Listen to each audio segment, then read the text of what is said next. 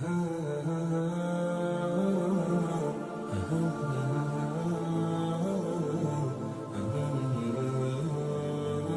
دیکھیں ہمارے معاشرے میں ہوتا کیا ہے،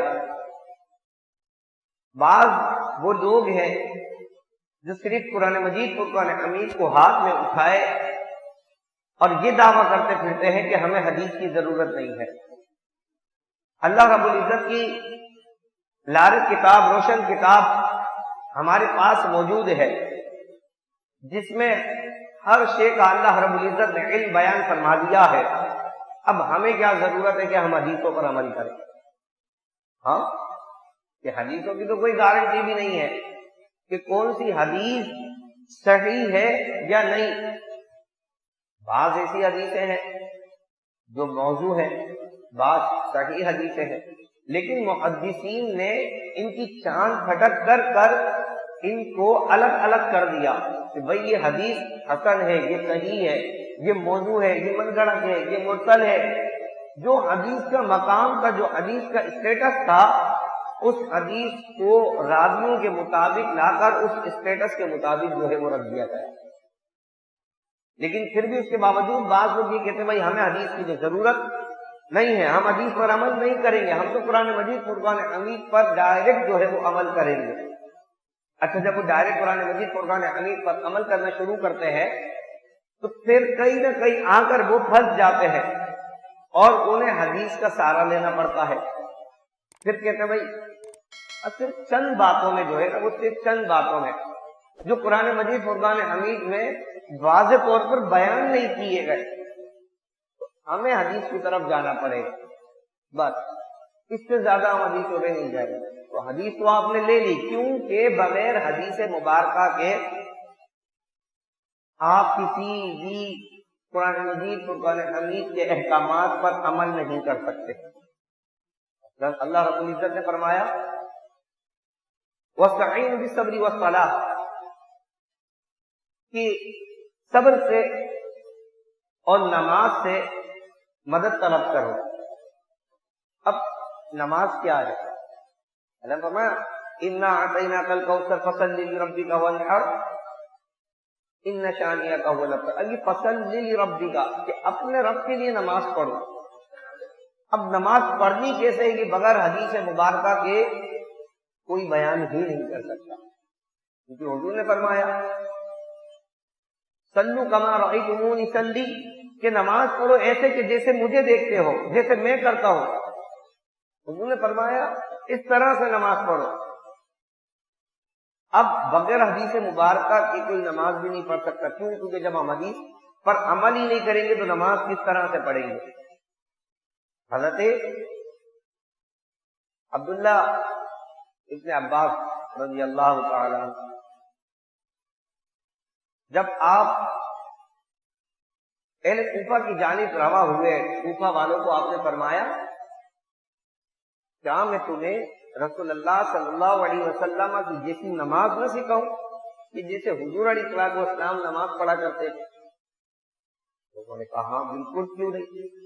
تو آپ نے ایک مرتبہ اللہ اکبر کہہ کر ہاتھوں کو باندھ دیا، اس کے بعد آپ نے اپنے ہاتھوں کو نہیں اٹھایا، اور جس طرح آج ہم نماز ادا کرتے ہیں کہ ایک مرتبہ کانوں تک ہاتھ اٹھائے اور ہاتھ باندھ دیے نا، پھر ثنا پڑھنا، الحمد شریف پڑھنا، سورت ملانا، پھر رکوع میں جانا، رکوع کی تسبیح پڑھنا، پھر سجدے میں جانا، سجدے کی تسبیحات پڑھنا، اس طرح نماز کو مکمل کرنا، پھر اتحیات میں بیٹھنا، پھر درود پاک پڑھنا، اتحیات پڑھنا، درود پاک پڑھنا، دعائے معصورہ پڑھنا، اور پھر دونوں جانب سلام پھیرنا۔ جب آپ نے یہ رسول اللہ صلی اللہ علیہ وسلم کا طریقہ سکھایا، آج تک امت جو ہے وہ اس طریقے پر عمل کر رہی ہے۔ بغیر حدیث کے بندہ نماز نہیں ادا کر سکتا۔ رب العزت نے فرمایا کہ زکوٰۃ ادا کرو۔ اب زکوٰۃ کیا ہے، کتنا مال دینا ہے؟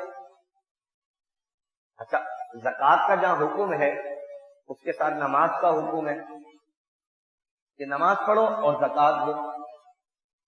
اب اگر بندہ حدیث پر عمل نہیں کرے گا تو بظاہر صورت یہ بنتی ہے کہ جب بندہ نماز پڑھے گا زکوٰۃ ادا کرنی پڑے گی، جب نماز پڑھے گا جب زکوٰۃ ادا کرے، جب نماز پڑھے پھر زکوٰۃ ادا کرے۔ بھائی زکات ادا کب کرے گا، کس طرح سے کرے گا، کتنا مال کرے گا، یہ حدیث مبارکہ میں بیان کیا گیا۔ بھائی اتنا مال، ایک مقدار بتا دی گئی، 7.5 تولہ سونا، 52.5 تولہ چاندی، یا 52.5 تولہ چاندی کے برابر آپ کے پاس مال ہو، اس پر سال گزر جائے، ایک صورت بیان کی گئی ہے حدیث مبارکہ میں۔ تو جب تک بندہ ان احادیث مبارکہ کے اوپر عمل نہیں کرے گا، حدیث مبارکہ کو پڑھے گا نہیں، تو پھر وہ ان پر عمل بھی نہیں کر سکتا۔